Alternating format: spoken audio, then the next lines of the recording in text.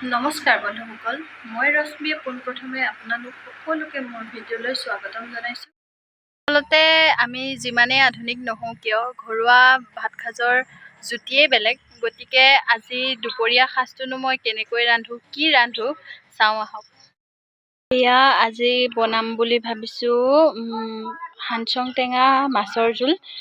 আপোনালোকে এই শাকবিধক কি বুলি কয় বাৰু? আমি হানচং টেঙা বুলিয়ে কওঁ। জনাবচোন কমেণ্ট কৰি। বাৰীৰে টেঙা, এইফালে মধুৰিআম লাগি আছে, এইফালে এটা মধুৰিআম ডাঙৰ হৈছে চাওকচোন, এইটো এতিয়া ছিঙি লৈ যাম।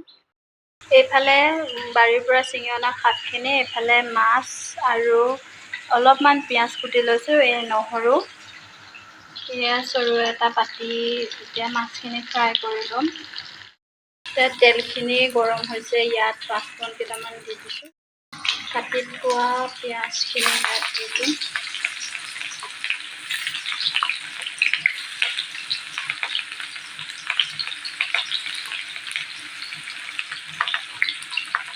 পিঁয়াজখিনি ৰঙচুৱা হোৱালৈকে অলপমান ভাজি ল'ম।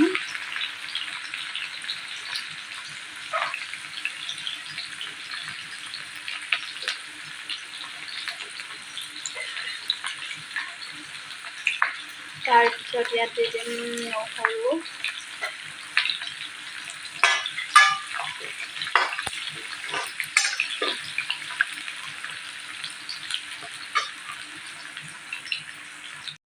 এতিয়া দিম এচামুচ ৰং গুড়া,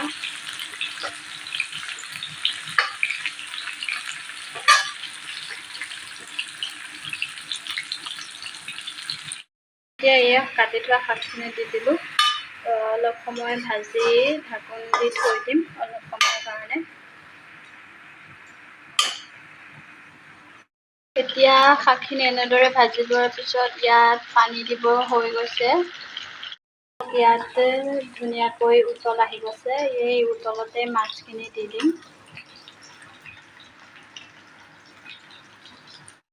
মোৰ দুপৰীয়াৰ থালিখন প্ৰায় ৰেডি হৈ গৈছে।